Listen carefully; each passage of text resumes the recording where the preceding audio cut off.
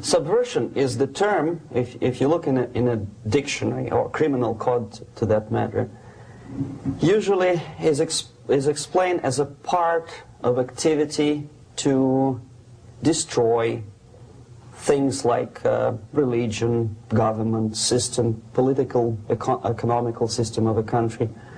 And usually it's linked to espionage and such romantic things as blowing up bridges, sidetracking trains, cloak and dagger activity in Hollywood style. What I'm going to talk about now has absolutely nothing to do with the cliché of espionage or KGB activity of collecting information.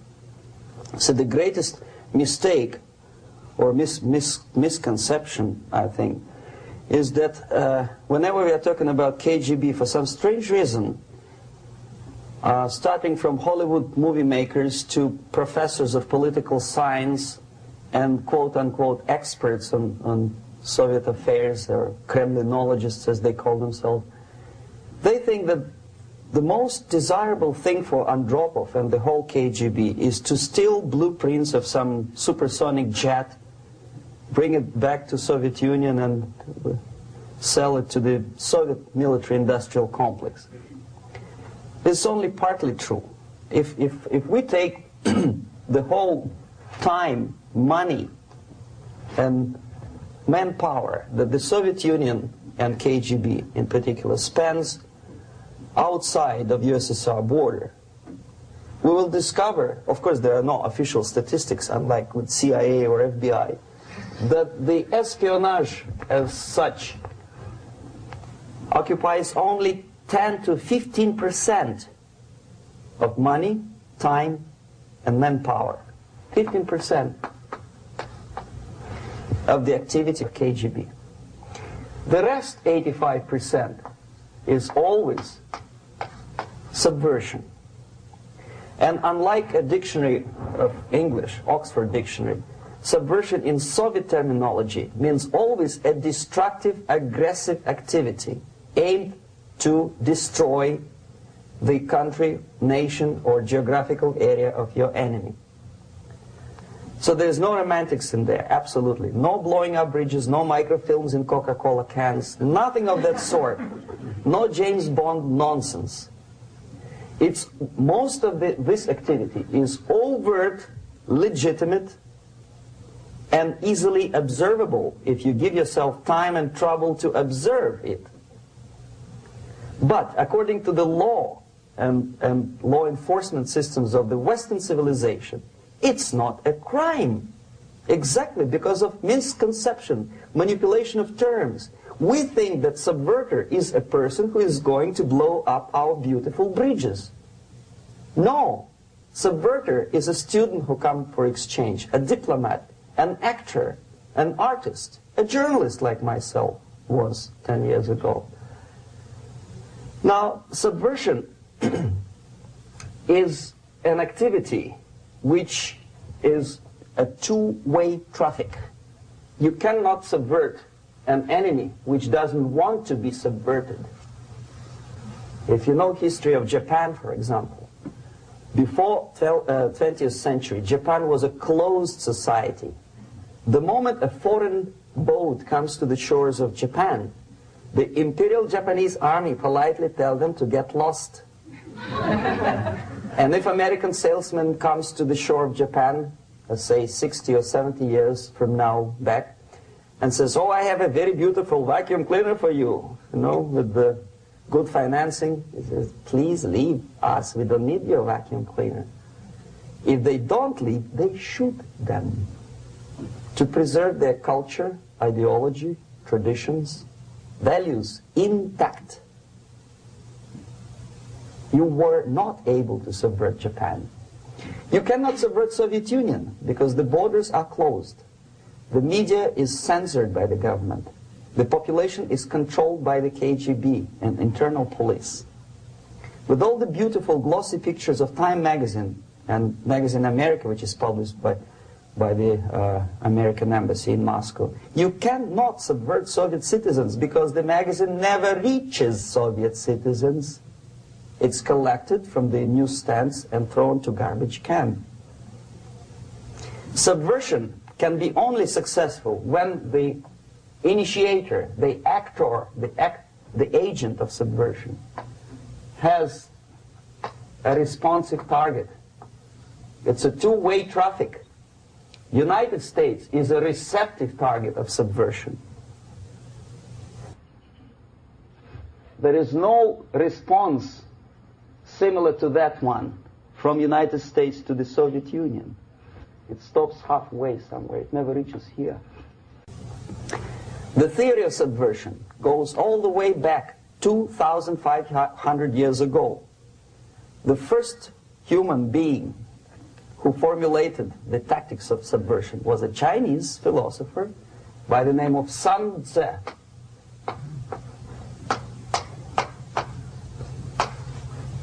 2,500 years BC. He was an advisor for several imperial courts in ancient China. And he said, after long meditation, that to implement state policy in a warlike manner, it's the most counterproductive, barbaric, and inefficient to fight on a battlefield. You know that war is continuation of state policy, right? So if you want successfully to implement your state policy and you start fighting, this is the most idiotic way to do it. The highest art of warfare is not to fight at all, but to subvert anything of value in the country of your enemy, until such time that the perception of reality of your enemy is screwed up to such an extent that he does not perceive you as an enemy, and that your system, your civilization, and your ambitions look to your enemy as an alternative, if not desirable, then at least feasible. Better red than dead. That's the ultimate purpose, the final stage of subversion, after which you can simply take your enemy without a single shot being fired, if the subversion is successful. This is basically what subversion is. As you see, not a single mentioning of blowing up bridges. Of course, Sun Tzu didn't know about blowing up bridges. Maybe there were not that many bridges at that time. But the basics of subversion is being taught to every student of KGB school in USSR and to officers of military academies. I'm not sure if the same author is included in the list of reading for American officers, to say nothing about ordinary students of political science. I had difficulty to find the translation of Sun Tzu in the library of a university in Toronto and later on here in Los Angeles. But it's a book which is not available. It is forced to every student in USSR. Every student who is taught to be dealing further in his future career with foreigners. What subversion is? Basically, it consists of 4 periods, time-wise. If we start from here and go this way, time, right? This is the beginning point. The first stage of subversion is the process which is called, basically, demoralization. It says for itself what it is.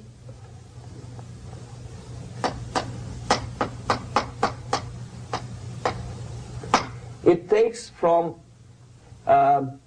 say, 15 to 20 years to demoralize a society. Why 15 or 20 years?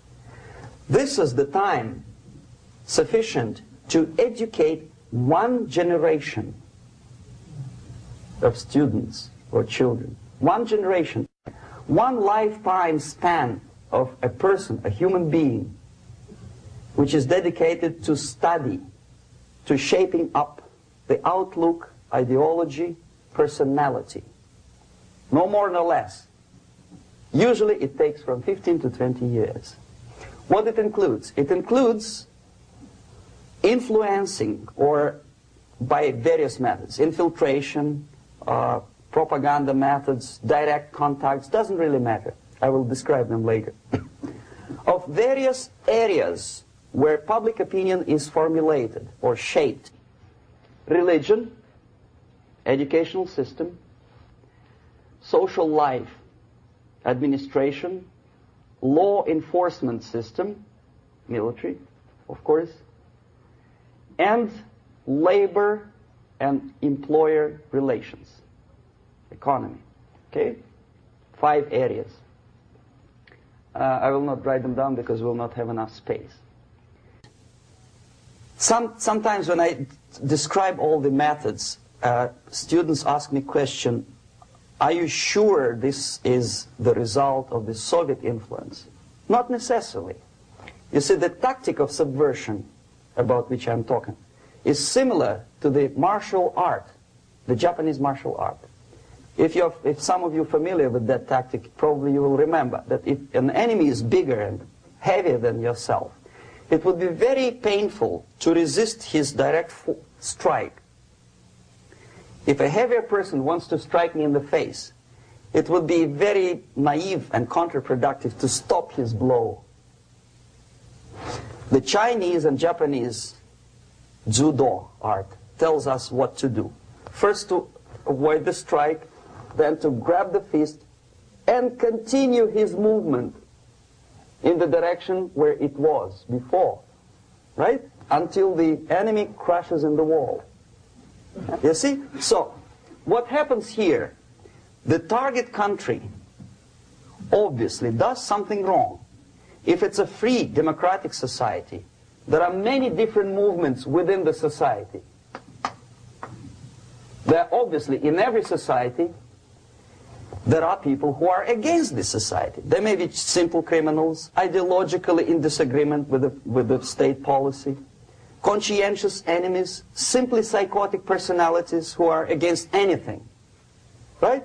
And finally, there are a small group of agents of a foreign nation, bought, subverted, recruited, right? The moment all these movements will be directed in one direction, right? This is the time to catch that movement and to continue it until the movement forces the whole society into collapse, into crisis, right? So that's exactly the martial art tactic. We don't stop an enemy. We let him go. We help him to go in the direction we want them to go. Okay? So, on the stage of demoralization, obviously there are tendencies in each society, in each country, which are going to opposite direction from the basic moral values and principles. To take advantage of these movements, to capitalize on them, is the main purpose of the originator of subversion. So we have religion, we have education, we have social life, we have power structure, we have labor relations, unions, and finally we have law and order. 1, 2, 3, 4, 5, 6. Okay? These are the areas of application of subversion. What it means exactly? In case of religion, destroy it, ridicule it, replace it with various sects, cults, which bring people's attention, faith, whether it is naive, primitive, doesn't really matter. As long as the basically accepted religious dogma is being slowly eroded and taken away from the supreme purpose of religion, to keep people in touch with the supreme being, that serves the purpose. Therefore, replace it, accepted, respected religious organizations with fake organizations. Distract people's attention from the real faith and attract them to various different faiths. Education. Distract them from learning something which is constructive, pragmatic, efficient. Instead of mathematics, physics, foreign languages, chemistry, teach them history of urban warfare, natural food, home economy, your sexuality, anything, as long as it takes you away, okay, Social life. Replace traditionally established institutions and organizations with fake organizations. Take away the initiative from people. Take away the responsibility from naturally established links between individuals, group of individuals, and society at large, and replace them with artificially, bureaucratically controlled bodies. Instead of social life and friendship between neighbors, establish social workers institutions. People who are on payroll of whom? Society? No. Bureaucracy. The main concern of social workers is not your family, not you, not social relations between groups of people. The main concern is to get the paycheck from the government. What will be the result of their social work doesn't really matter. They can develop all kind of concepts to show to the government and to the people that they're useful. Okay. Away from the natural links. Power structure. Okay. The natural bodies of administration, which are traditionally either elected by people at large or appointed by elected leaders of society, are being actively substituted by artificial bodies. The bodies of people, groups of people, whom nobody elected. Never. As a matter of fact, most of the people don't like them at all, and yet they exist. One of such group is media. Who elected them? How come they have so much power? Almost monopolistic power on your mind. They can rape your mind. But who elected them? How come they have a nerve to decide what is good and what is bad for the elected by you, president, and his administration? Who the hell are they? Spiro Agnew, who was hated by the liberal left, called them a bunch of enfeebled snobs. And that's exactly what they are. They think they know. They don't. The level of mediocrity. In a big establishment like New York Times, Los Angeles Times, major television network, you don't have to be excellent journalist. You have to be exactly a mediocre journalist. That's easier to survive. There's no competition anymore. You have your good, nice income, $100,000 a year. That's it. Whether you are better or worse doesn't really matter anymore. As soon as you're smiling to the camera and do your job. That's it. No more competition. Power structure slowly is eroded by the bodies and groups of people who do not have neither qualification nor the will of people to keep them in power, and yet they do have power. Okay. Together with that, there is another process. Law enforcement, law and order organization and structure is being eroded. For the last 20, 25 years, if you see old movies and new movies, you can see that in new movies, a policeman, an officer of the United States Army looks dumb, angry, psychotic, paranoid. A criminal looks nice, kind of, well, he smokes hash and shoots the whatever drug, but basically he's a nice human being. He's creative. And he's unproductive only because society oppresses him. Whereby a general of Pentagon is always, by definition, a war maniac. A policeman is a pig, rude policeman. He abuses his power. You know? A generalization like that. The hatred, the mistrust to the people who are supposed to protect you and enforce law and order. Moral relativity. The Angelo Buono process lasted 2 years in Los Angeles. And yet there are still some lawyers who say, look, he's a nice character, as a matter of fact. There was some witness who said, also a criminal, who said, well, he's a nice guy. I asked him one day to burn a house of my enemy, and he wouldn't do it. He's a nice fella. Erosion. A slow substitution of basic moral principles, whereby a criminal is not a criminal, actually. He's a defendant. Even if his guilt is proven, there is still a doubt to kill or not to kill, to be or not to be. Thou shalt not kill, yes, but this line may not necessarily be applicable to a murderer. Thou shalt not murder. That should be the presumption, not that thou shalt not kill. Okay, labor relations. At this stage, within 15 to 20 years, we destroy the traditionally established links of bargaining between employer and employee. The classical Marxist-Leninist theory of natural exchange of goods. A person A has 5 sacks of grain and person B has 5 pairs of shoes. And the natural exchange without money is when they bargain between each other. And only with the introduction of the third force, C, an entirely third foreign stranger who says, no, don't give him 5 sacks of grain, give it to me.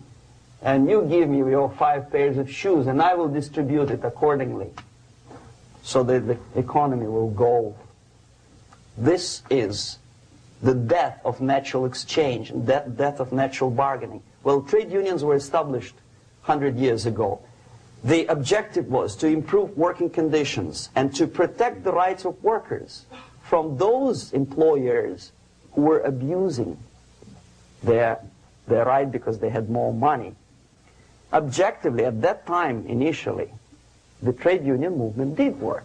What we see now is that the bargaining process is no longer resulting in the compromise, which is leading objectively to betterment of working conditions and increase of salary. What we see is that after each prolonged strike, the workers lose. Even if they have 10% increase of their salaries, they cannot catch up due to inflation and due to missed time. More than that, millions of people suffer from that strike because economy now is interdependent. It's intertwined like one body. If previously steel workers, say 100 years ago, could strike and nobody would suffer, now it's impossible anymore. If a garbage collector strikes today, the rest of the multi-million city is stinking. I mean, there's no more service. In Quebec, for example, we had the electricians who were on strike in the middle of winter. You can freeze your bottom, and they still were on strike. Did they catch up with the salary? No, they lost. Who benefited? The leaders of trade unions. What is the motivation for strike? Improving of a worker's condition? No, obviously it's not. Then what is it? Ideology. To prove to these capitalists. And the obedient horde of workers, like sheep, follow these people. And they cannot disobey. Why? Because if they do, you know what happens to them. Pickets, murders, shooting truck drivers by picketers. In Montreal, for example, I saw with my own eyes when I was correspondent of CBC International, Canadian Broadcasting Corporation, when the workers of aircraft factory destroyed computers and the equipment in the factory. And the administration employed strike breakers. Their cars were turned upside down and burned. Their houses were burned. Their kids were intimidated. And some victims were there. Of that you can be sure. Why? To improve conditions of workers? No. Ideology. Okay, so this is what happens basically. It may or may not happen without the help of the Soviet Union. But the natural tendencies are being greatly taken advantage of and capitalized by the Soviet propaganda systems. How? Whenever trade union strikes, we have influx of propaganda, mass media, ideological dissemination. The workers' right, and we repeat it like parrots. Yes, workers' right. Whose rights? Workers? No. The only freedom of worker to sell his labor according to his own desire and will is taken away from him. By whom? By trade union boss. Unlimited power is given. Responsibility. I want to sell my labor not for $2.50 an hour, but for $2. I don't have right. My freedom is denied to me. I know that if I sell my work for $2 an hour, not for $3 an hour, I will compete better with the other guy who is lazy and more greedy. I don't need $3. I need only $2. No, I was made to believe by media, by business, by advertising agencies that I need more and more and more. Have you ever heard any advertising on TV to consume less? No. No way. Whether you need a six-cylinder car or not, you have to buy it. And hurry up. When I was driving here, on the local radio station, an excited announcer said, "You hurry up, rush and save, save, save. There is a pantyhose sale." Save by buying more. See? Of course. It would be too naive to expect that KGB makes that advertising agency to do such a crazy commercial. No, of course not. But what we did when I was working for Novosti Press, we would snow plow editorial offices, student organizations, religious groups with literature of class struggle. If not directly Marxism-Leninism propaganda, then a propaganda of a legitimate aspirations of working class, betterment of life, equality.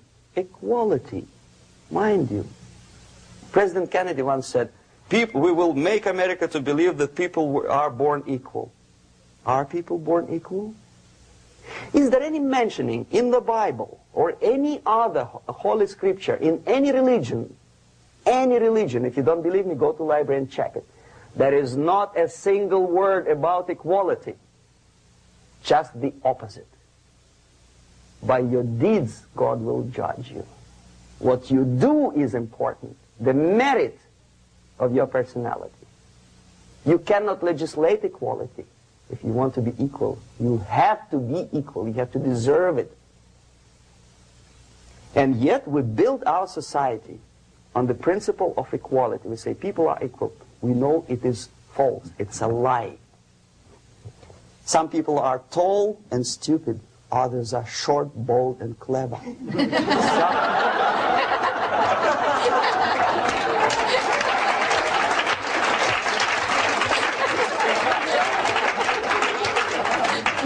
If we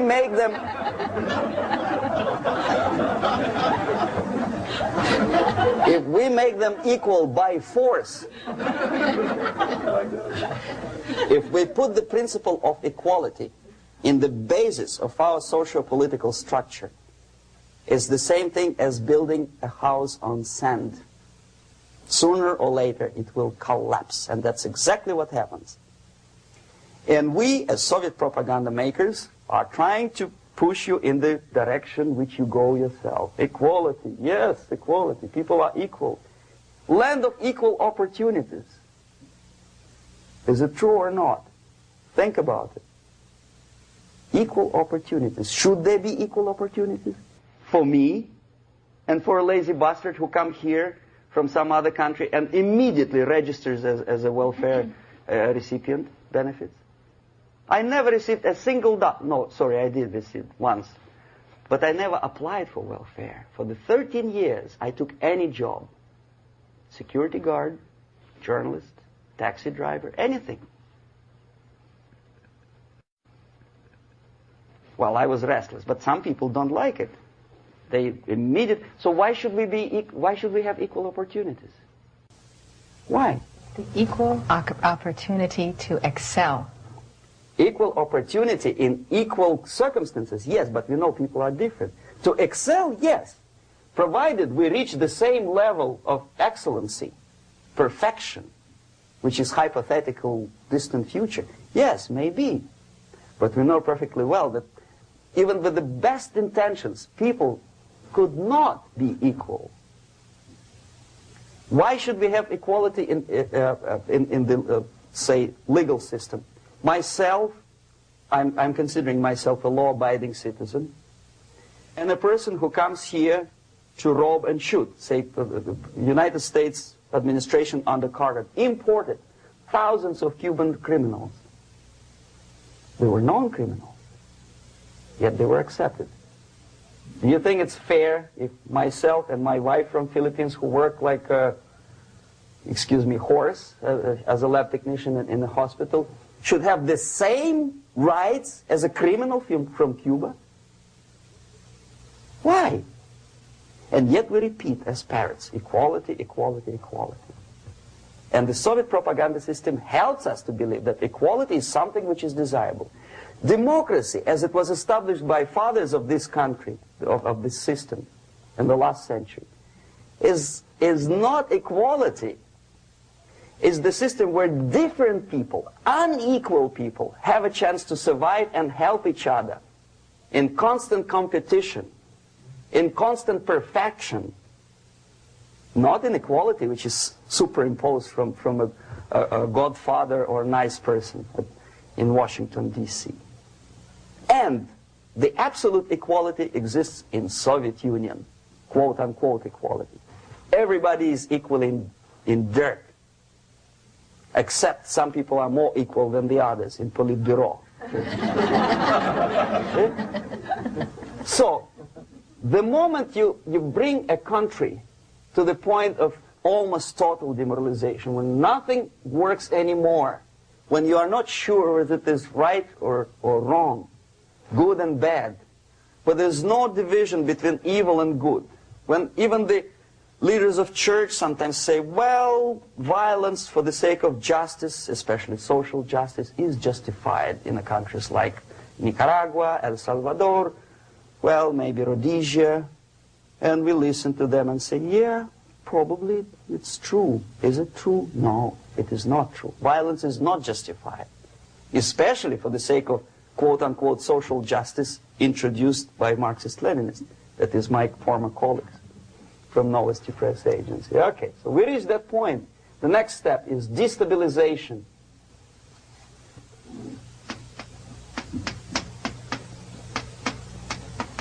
Again, this word says for itself what it is. To destabilize all the relations, all the accepted institutions and organizations in a country of your enemy. How you do it? You don't have to send a battalion of KGB agents to blow up bridges. No. You let them do it themselves. The area of application is, again, it's narrower now. Not like the previous case. The overt legitimate actions of the KGB in this case would be hardly noticeable. There is no crime if a professor who recently went to USSR introduces a course of Marxism-Leninism in a Californian college, for example. Nobody is going to come to his doorstep and say, okay, mister, come, you are under arrest. No, it's not a crime. It's not even considered a moral crime against your country. So the area of application here is narrowing down to economy, again labor relations, right? To law and order, plus military. And economy, law and order. Yes, and again the media, but wider scope, little bit different. I'll explain it later. Okay, basically 3 areas. Economy. The radicalization of bargaining process. If on that stage we still could achieve, theoretically, some positive compromise between the negotiating sides with say, arbitrary, introduction of arbitrary judges, a third side, objectively judging the demands of both sides. Here it's radicalization.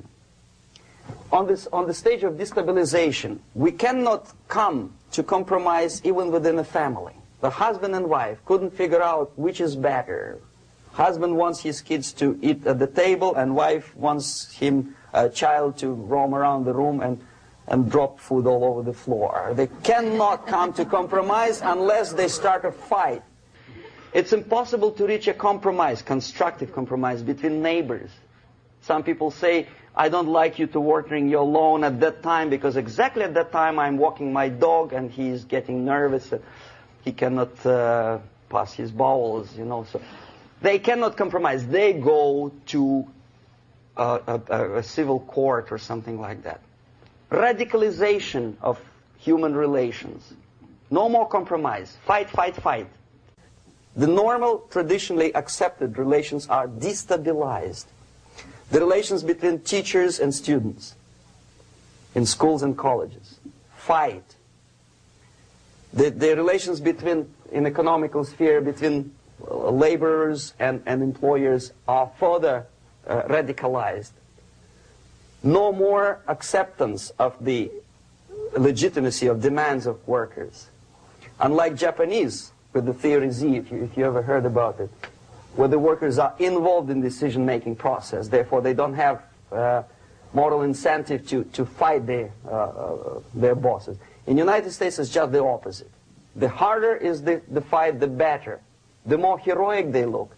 When the Greyhound network was on strike recently, the correspondents of local TV networks all over the United States were approaching these strikers, and they say, oh yes, we are doing something nice. They look like heroes, and they were proud. There was some family, the husband was bus driver.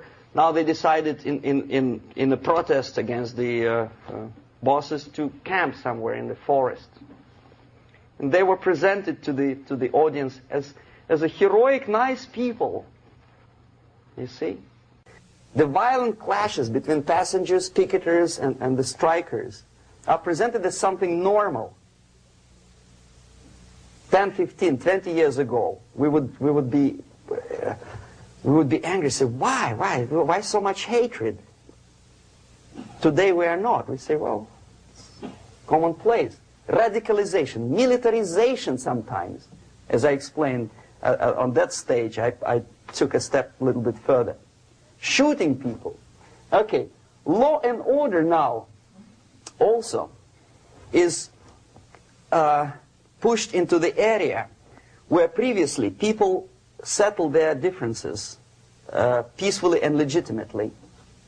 Now we are getting with this court cases in the smallest irrelevant cases.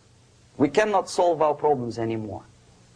The society at large becomes more and more antagonistic between individuals, between groups of individuals, and the society at large.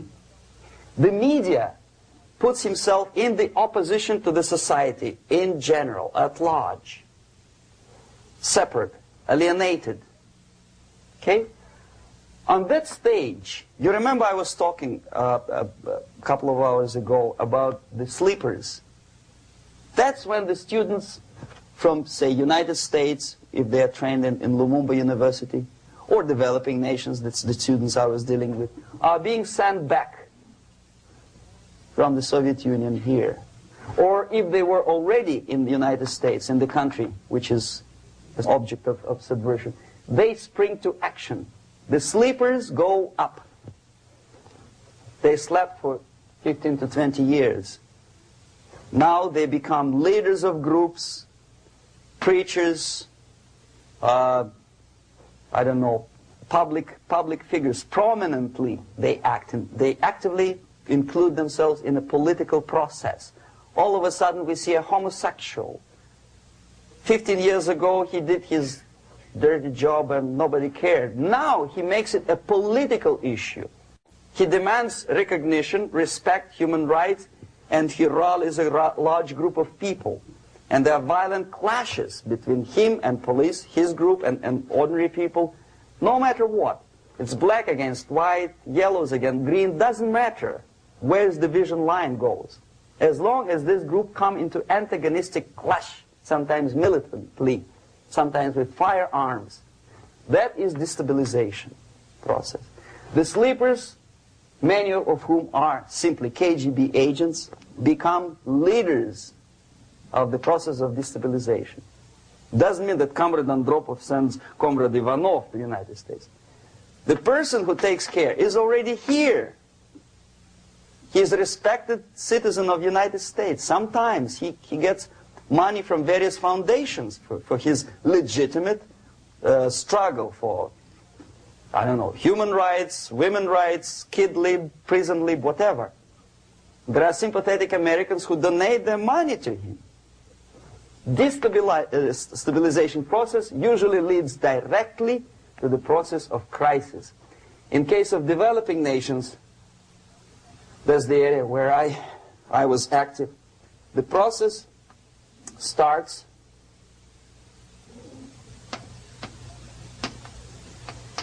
when the legitimate bodies of power, the social structure collapse. It cannot function anymore. So instead, we have artificial body injected into society, such as non-elected committees. You remember I was talking about them here. Social workers who are not elected by people, media who are self-appointed rulers of your opinion, some strange groups which claim that they know how to lead society forward. They don't usually. All they care is how to collect donations and sell their own concocted ideology, mixture of religion and ideology. Here, we have all this artificial body claiming power. If the power is denied to them, they take it by force. In case of Iran, for example, all of a sudden we have revolutionary committees. What kind of revolution? There was no revolution yet, and yet they had the committees. They were taking power of judgment. They had the power of execution, they had the power of legislation, and that they had the power of judicial. All of them combined in one person, who is half-baked intellectual, sometimes graduated from Harvard University or Berkeley.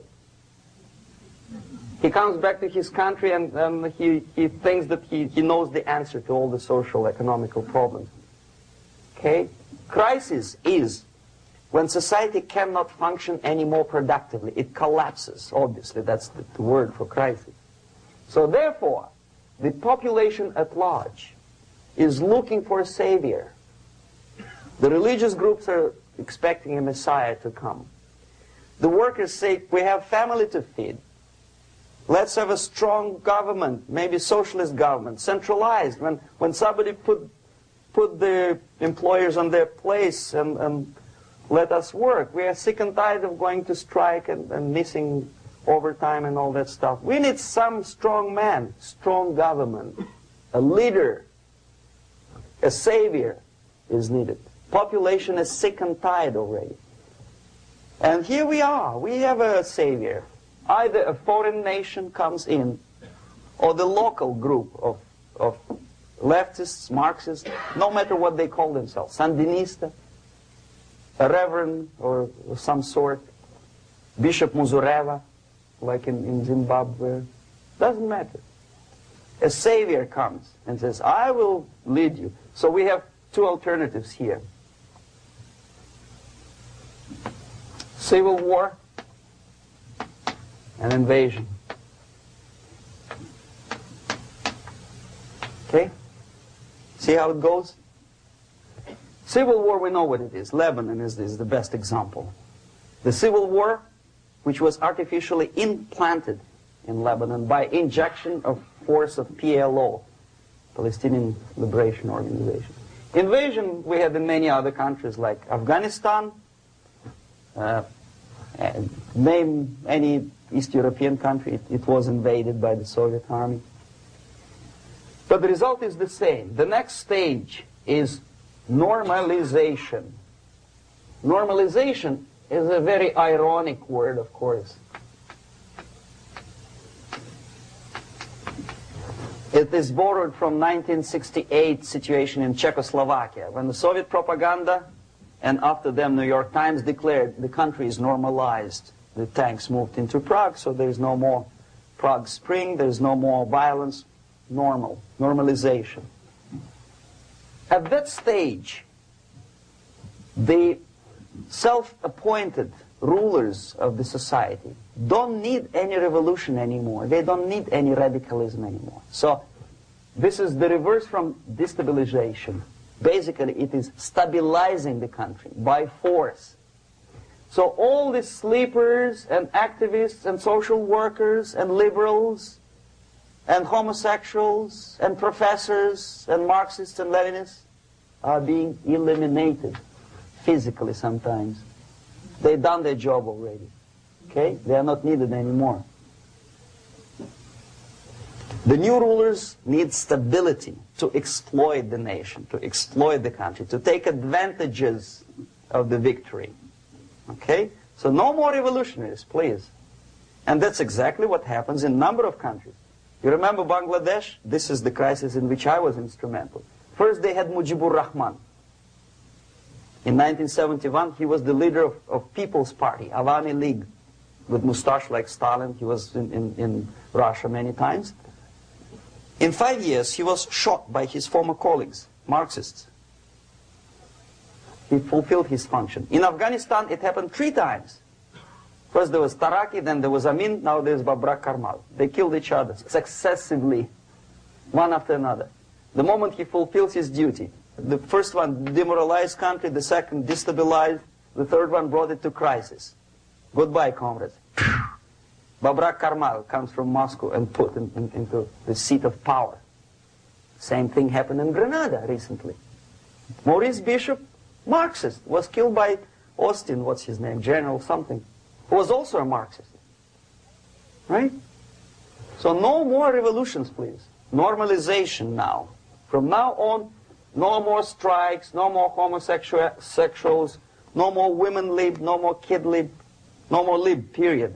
A good, solid, democratic, proletarian freedom. That's it. Now, to reverse this process takes enormous effort. When today, United States had to invade Grenada to reverse the process of subversion. Some people say, boy, this is not good, it's not kosher to invade the beautiful country, island of Grenada. Well, why didn't you stop the process here, when Grenada was just approached by leftists? Why not to prevent Maurice Bishop to come in power in the first place? Did Grenadians want him? Very questionable. They didn't know who was Maurice Bishop in the first place. He came to power by coup d'etat himself. Okay? No, we let the situation develop further and further and further until the crisis and normalization very soon. And then the United States decided to invade country, discovering that the country was absolutely a military base for the Soviet Union. Of course it's a drastic measure. Of course it's a pity that Marine Corps had to lose, what, 17 lives. Very bad. Why not to stop the process before it comes to crisis? Oh no, intellectuals will not let you.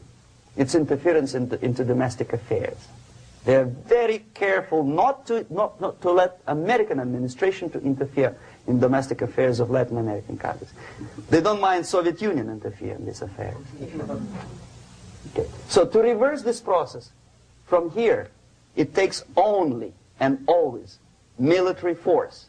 No other force on earth can reverse this process at this point. At this point, it does not take military invasion of the United States Army. It takes strong action, like in Chile. A CIA covert involvement to prevent the savior from outside to come into power and to stabilize country before it erupts into civil war. Stabilize country before it erupts into civil war. Okay? Support the right-wing conservative forces. By money, by crooks or love, doesn't matter. Stabilize the country. Don't let the crisis develop into civil war or invasion. Oh no, your liberals will say it's against the law. The Congress will not appropriate money for covert actions of CIA. Why not? Should we wait till the normalization come and Soviet tanks land in Los Angeles airport? Now, at that point, at the point of destabilization, also the process could be reversed. Again, easily than this. No CIA involvement at this point. You know what it takes here? Restriction of some liberties for small groups which are self-declared enemies of the society. As simple as that. Oh no, the media and liberals will tell you this is against the American Constitution. How can we, by force, deny the civil rights to criminals, for example? It's not good. Okay? So we allow them to. Okay, if you allow the criminals to have civil rights, go on and bring the country to the crisis. This is a bloodless way to do. Curb the rights. I mean, not to put them in prison. No, I'm not talking about putting all the gays from San Francisco in the concentration camp. Do not allow them to take political force. Do not elect them to the seats of power, whether it is municipality level, state level, or federal level. It has to be beaten in the heads of American voters that a person like that in the seats of power is an enemy. Do not be afraid of this word. It is an enemy. If he is not an enemy here, he will be here. Later on, he will be shot, of course. But at this point, he is an enemy. Okay?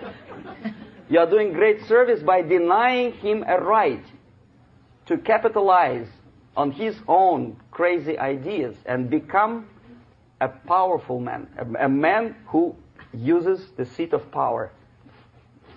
Restriction of certain freedoms and permissiveness at that point would prevent sliding into crisis and probably will return the process of destabilization. To curb unlimited power, monopolistic power of trade unions, here, at that point, would save economy from collapsing. To introduce a law to stop private companies of raping public opinion's mind in the direction of consumerism. No company must have a right to force you into buying more unless you want it. There must be a law. You want to advertise your car? Okay. But not a single mentioning of buying it now and saving money. It must be against the law to force people to consume more. Self-restraint. Previously, before this process started, the self-restraint was a business of church, religion.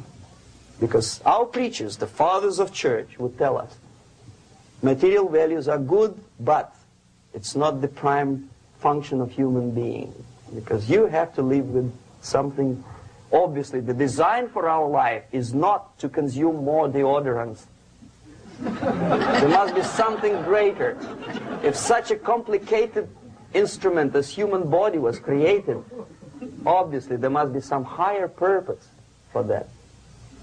And it's very easy to avoid destabilization by denying the greedy companies one little freedom, one little liberty, forcing you into turning yourself into processors of unwanted products and goods.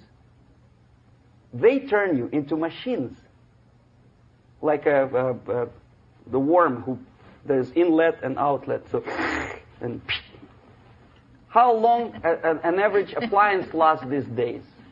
Less than a year. Why?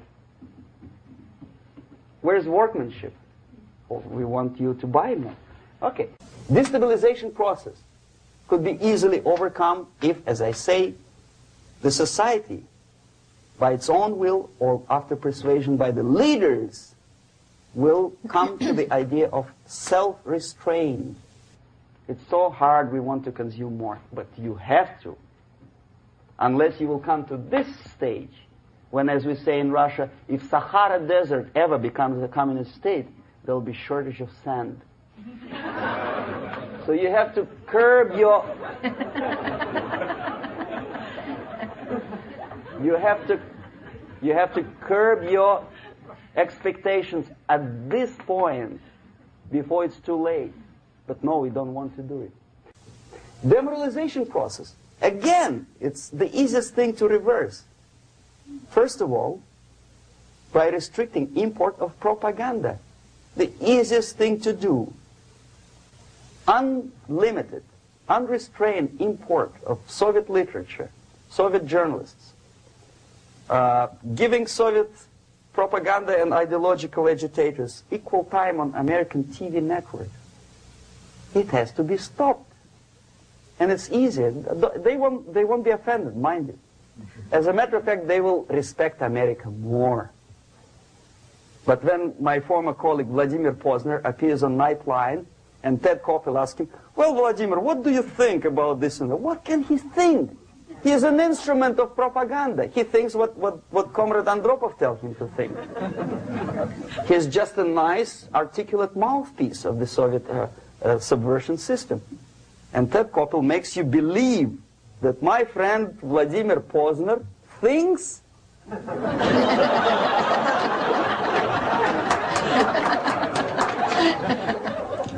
the process of demoralization may not have started at all if at that point the country, which is a recipient of subversion, actively, not violently, but actively, prevents importation of foreign ideology. I don't want America to follow the pattern of ancient Japan. You don't have to shoot every foreigner when it approaches the sacred borders of the United States. But when he offers you a junk in the disguise of very shiny something, you have to tell him, no, we have our own junk.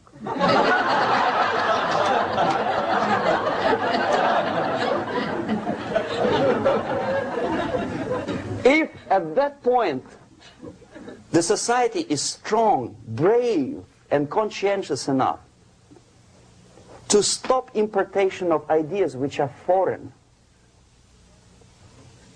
then the whole chain of events could be prevented. Recently I've been to Philippines, and I was shocked how in big cities like Manila, children listen to deafening music. A melodious nation with long traditions of good, nice ethnic music, introduced by Spanish long time ago, maybe 2 centuries, 3 centuries ago, I don't remember how long. All of a sudden listen to musical garbage, blasting their radios at full blast, at full volume. Why? In India, I spent many years watching the reactions of Indians walking out of movie theaters after seeing Hollywood production. They couldn't figure out why Americans are so wasteful. They smash their cars, their shiny cars, every 5 minutes. How come they shoot each other for $500,000? Is it true that they're so obsessed with sex?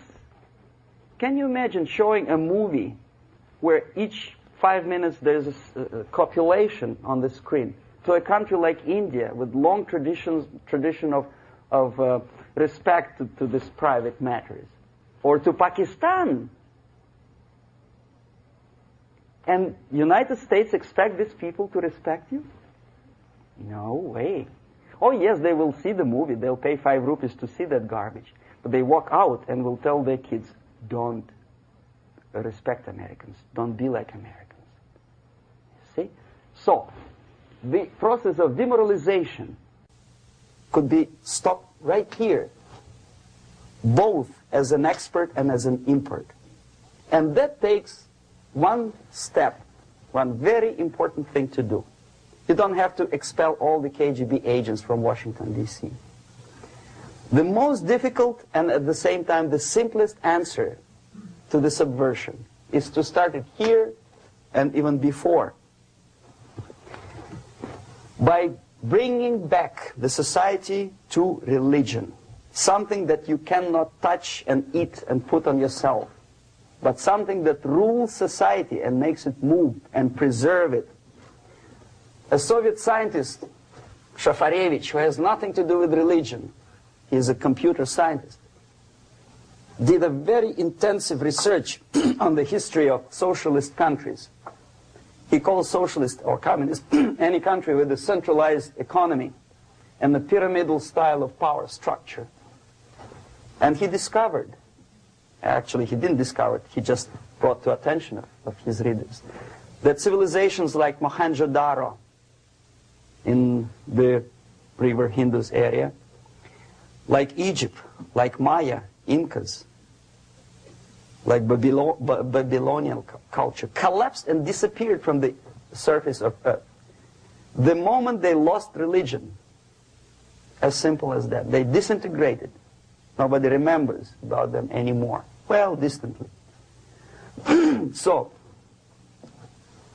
the ideas are moving society and keeping mankind as society of human beings, intelligent, moral agents of God. The facts, the truth, the exact knowledge may not.